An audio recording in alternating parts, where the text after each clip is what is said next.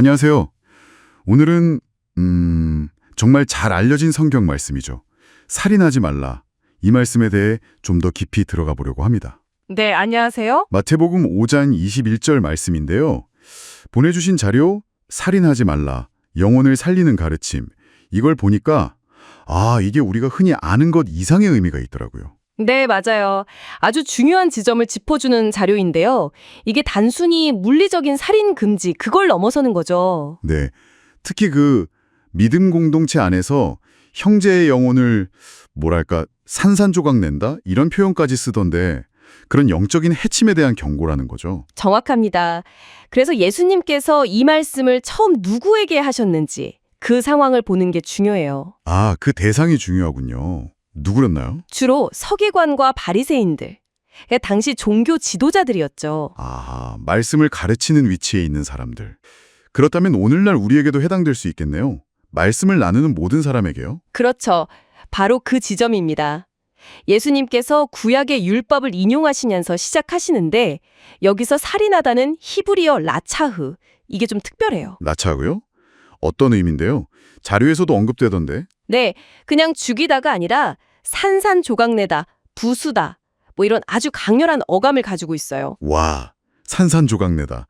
굉장히 강한데요. 네, 이걸 영적으로 해석하면 생명의 근원인 하나님과의 관계나 아니면 영적인 깨달음을 얻는 그 길 자체를 막고 파괴하는 행위, 이렇게 볼 수 있다는 거죠. 단순히 목숨을 빼앗는 걸 넘어서는 거군요.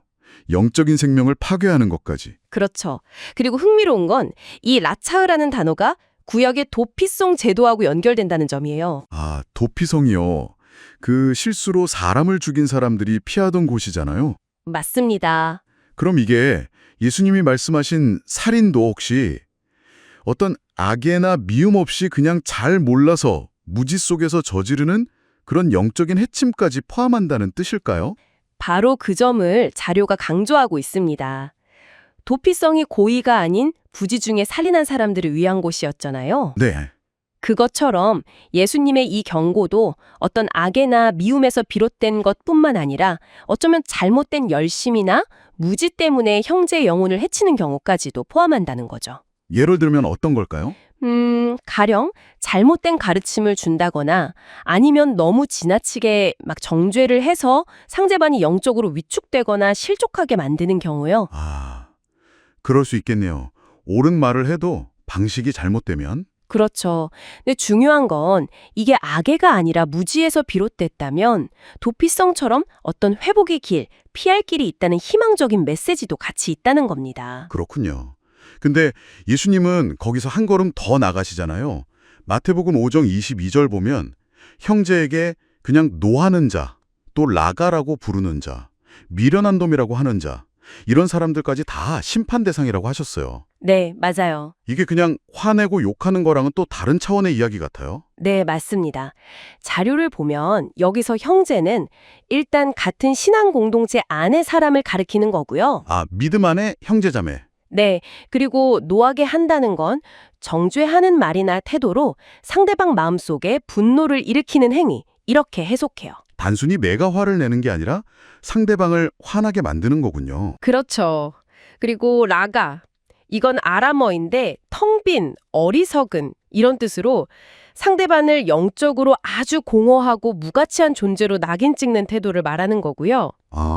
사람을 그렇게 판단해버리는 거. 네. 마지막으로 미련한 놈, 모로스. 이건 헬라어인데 단순히 지혜가 부족하다는 뜻을 넘어서서 하나님을 알면서도 고의로 거역하거나 우상을 섬기는 자, 이런 의미로 판단하고 정죄하는 걸 말합니다. 와, 듣고 보니 정말 무서운데요. 이게 다 영적인 살인행위가 될 수 있다는 경고인 거네요. 네, 핵심은 이거죠. 형제의 영적인 성장을 돕는 게 아니라 오히려 이런 말과 태도로 그 영혼을 묶어버리고 죽이는 결과를 낳을 수 있다. 조심하라는 강력한 경고입니다. 결국 우리가 말씀을 가르치거나 나눌 때 그 의도가 아무리 좋아도 그 방식이 중요하다는 거네요. 더 열심히 믿어야 한다. 세상과 타협하지 마라. 이런 말 자체는 옳지만 그렇죠. 그게 만약 정죄나 비난의 방식으로 전달된다면 오히려 영적인 생명력을 갉아먹는 일종의 살인이 될 수도 있다는 말씀이군요. 정확히 그렇습니다.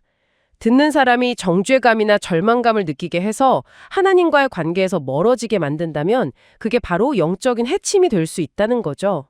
의도와는 상관없이요. 아, 정말 조심해야겠네요. 그래서 예수님께서 바로 이어서 해결책을 제시하세요.